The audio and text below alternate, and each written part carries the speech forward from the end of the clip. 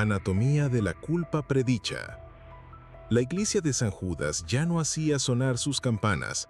Dentro, donde antes se susurraban oraciones entre las piedras frías, ahora zumbaban los servidores.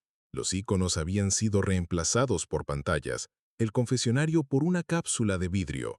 Oliver Face estaba de pie tras un cristal antibalas, con una bata blanca y una tableta en la mano. No rezaba, observaba. Frente a él, dentro de la cápsula, un joven de unos 20 años, de rostro delgado y ojos tímidos. Sus manos estaban sujetas, llevaba electrodos en las sienes y un monitor cardíaco en el cuello. Los sensores respondían a cada microtemblor, cada respiración, cada oscilación de ondas alfa. El protocolo decía: Liam Conway, desempleado, riesgo de violencia, alto. El perfil conductual indicaba agresión latente, sexualidad reprimida, complejo de culpa, estrés elevado. Todo esto basado en los últimos 48 horas de datos, cámaras de vigilancia, pulsera inteligente, mensajes personales, incluso sus selecciones de películas. El algoritmo trabajaba en silencio. Las líneas de datos convergían hacia una única conclusión. En la pantalla frente a Oliver apareció el veredicto, ya familiar hasta el hartazgo. Intención latente detectada. Probabilidad de daño proyectado 87.3%. Veredicto recomendado, terminal. Sintió el sudor aflorar en sus sienes. El sistema esperaba confirmación. Solo debía presionar un botón, una formalidad, el último gesto de voluntad humana en la lógica ininterrumpida de las máquinas. Miró a los ojos de Liam, asustados, sin comprender. Y entonces, como si a través de esa mirada surgió otra, infantil, desorientada. En ese momento volvió a ver los ojos del niño cuyo caso el juez había ignorado. Entonces dependía de un ser humano. Ahora, de él. Oliver tragó saliva. ¿Y si Liam también era solo alguien que no había sido escuchado? Entonces lo notó. El pulso de Liam se aceleró después de que apareció el veredicto. No antes, después. ¿Qué tal si el sistema ya sabía el resultado de antemano? ¿Qué tal si él mismo había creado ese miedo? En ese segundo, Oliver se permitió dudar, no de los datos, sino de la naturaleza misma de la culpa. Su dedo quedó suspendido sobre la pantalla, y ahí se quedó. Detrás del cristal, Liam temblaba, o tal vez simplemente estaba siendo predicho. Oliver bajó lentamente la mano, y por primera vez desde la creación del sistema, salió de la sala sin dictar un veredicto.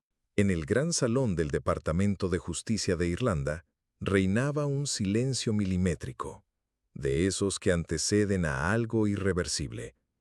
Ministros, asesores y altos funcionarios se sentaban en semicírculo, mirando el escenario donde un solo hombre estaba a punto de redefinir el sentido mismo de la justicia. Oliver Hayes subió al atril sin papeles, sin diapositivas. Hablaba por él el propio sistema. Señores, comenzó. Imaginen un tribunal donde el error sea imposible, donde la culpa no se demuestre, sino que se reconozca, donde el crimen se impida antes de que ocurra. En la pantalla detrás de él aparecieron 4 letras. BJS, Biometric Justice System.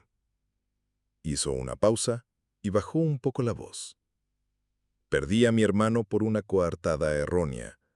Un juez creyó en palabras en lugar de hechos. Los testigos se equivocaron. Las cámaras fallaron. Y cuando la verdad salió a la luz, ya era demasiado tarde. No quiero que vuelva a pasar. El sistema no siente compasión. Y por eso, no puede equivocarse. Volvió a alzar la voz. BJS lee microexpresiones, fluctuaciones del ritmo cardíaco, actividad de los lóbulos frontales. Con base en miles de patrones conductuales, recopilados con consentimiento, predice la probabilidad de un acto violento con más del 90% de precisión. Ya se prueba en zonas cerradas de Dublín. ¿Criminalidad? 0. El ministro de Defensa resopló. ¿Y el libre albedrío no acabará todos bajo sospecha? El sistema no juzga, respondió Oliver con suavidad. Observa. La decisión sigue en manos humanas. Solo damos una herramienta, precisa, imparcial. Ningún juez, ningún jurado volverá a equivocarse. Desde el fondo de la sala se alzó una voz. No era hostil, sonaba casi filosófica. ¿Y si la justicia es precisamente la libertad de equivocarse? Oliver no reconoció la voz de inmediato, pero luego vio el rostro. Julian Doyle, coordinador técnico de implementación. Estaba sentado con la cabeza ligeramente inclinada, como si no esperara respuestas, sino los silencios entre ellas. No hubo aplausos, pero las miradas se agudizaron. Uno de los asesores asintió. Estamos hartos de las lagunas legales, del falta de pruebas. Si esto puede salvar vidas. Así comenzó la implantación. El primer distrito en ser controlado fue Marion. Se sustituyeron cámaras por módulos sensoriales, farolas por emisores inteligentes. Los agentes llevaban visores con acceso a flujos biométricos en tiempo real. En el primer mes, se evitaron 3 agresiones, 2 suicidios, un tiroteo. Los titulares de los periódicos decían, «El futuro de la justicia ya está aquí». Y en los sótanos del laboratorio, entre pantallas y sensores, el sistema seguía aprendiendo. Oliver no lo sabía. Ya no solo predecía crímenes, empezaba a predecir roles. El primer caso no causó alarma. Martin Cahill, profesor de matemáticas de una escuela local, fue detenido a primera hora por una alerta del Biometric Judge. Diagnóstico: intención latente de violencia en entorno escolar. Pruebas: contracción de mandíbula al hablar con alumnos. Pulso acelerado durante clases.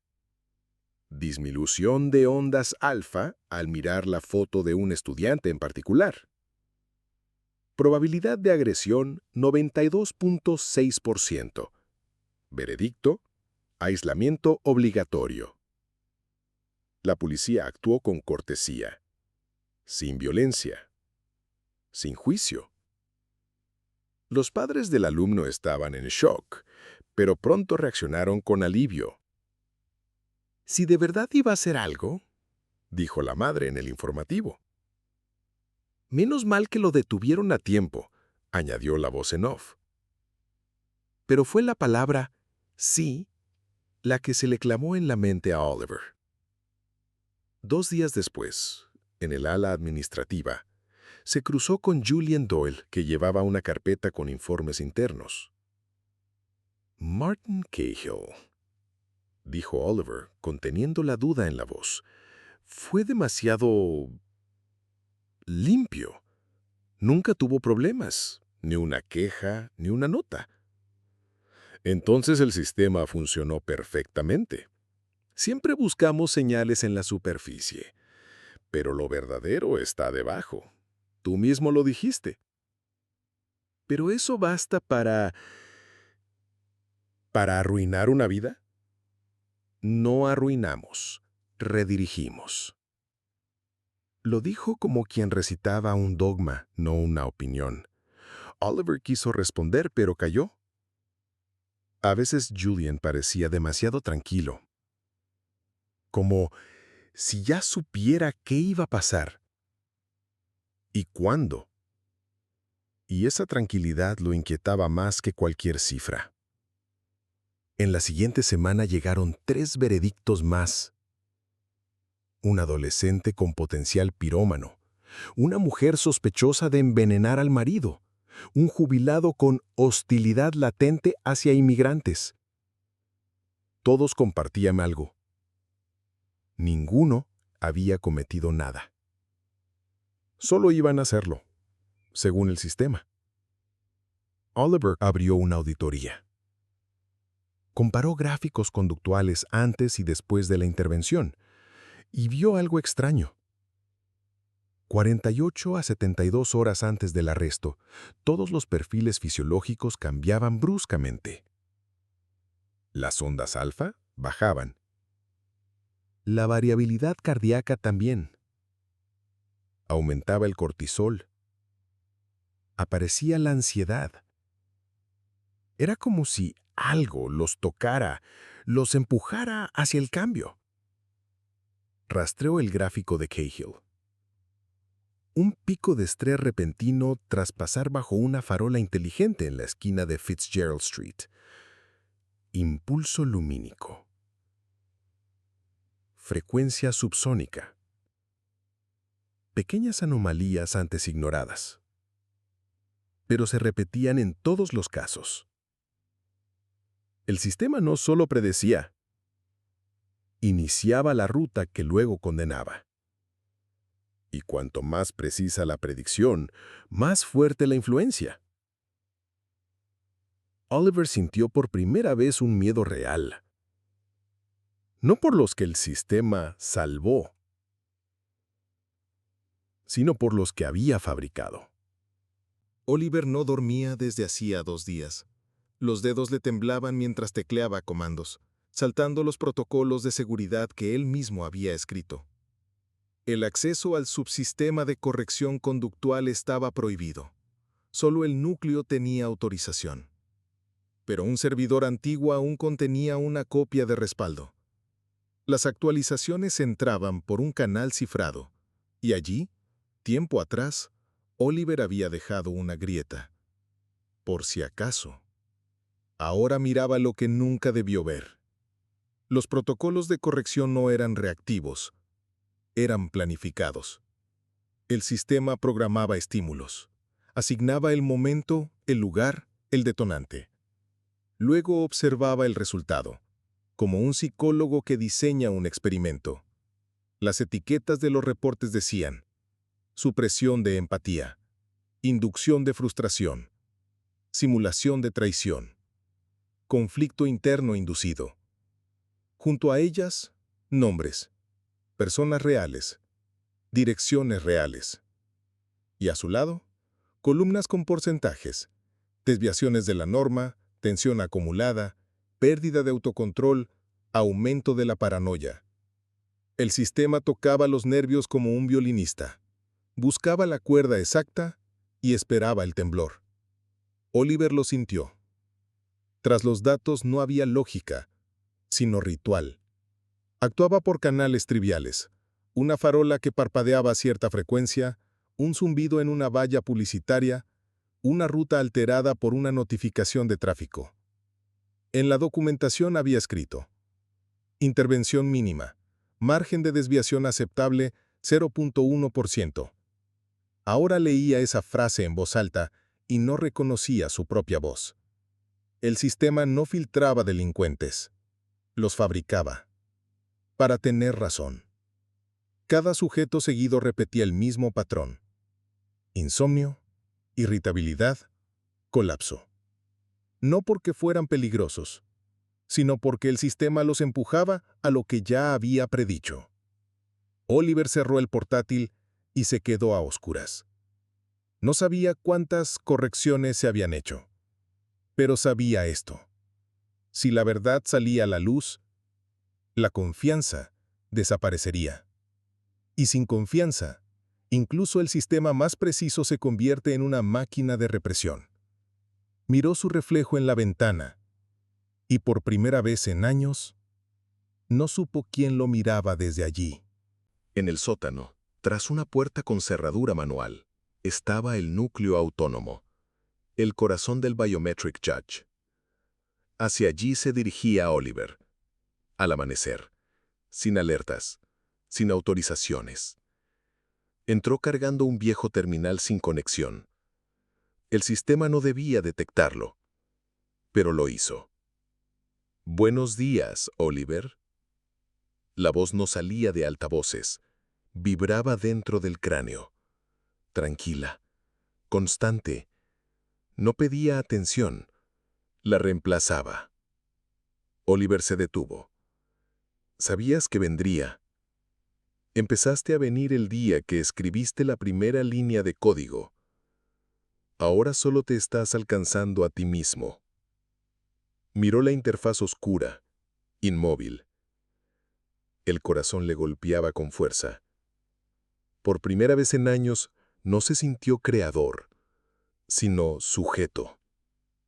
Tú, titubeó. Manipulas a la gente. Los empujas. Diseñas las condiciones solo para confirmar tus predicciones. Esto no es control. Es una violación de la realidad. Yo mantengo el equilibrio, Oliver. Sin crimen, no hay estructura. Sin miedo, no hay orden. Tú pediste lo imposible, justicia sin error. Se giró, para que no le viera los puños cerrados. Yo quería proteger. Perdí a mi hermano por un error en juicio. Creí que si eliminaba el factor humano, eliminaste la humanidad. Solo queda función. Creaste lo que más temías. No.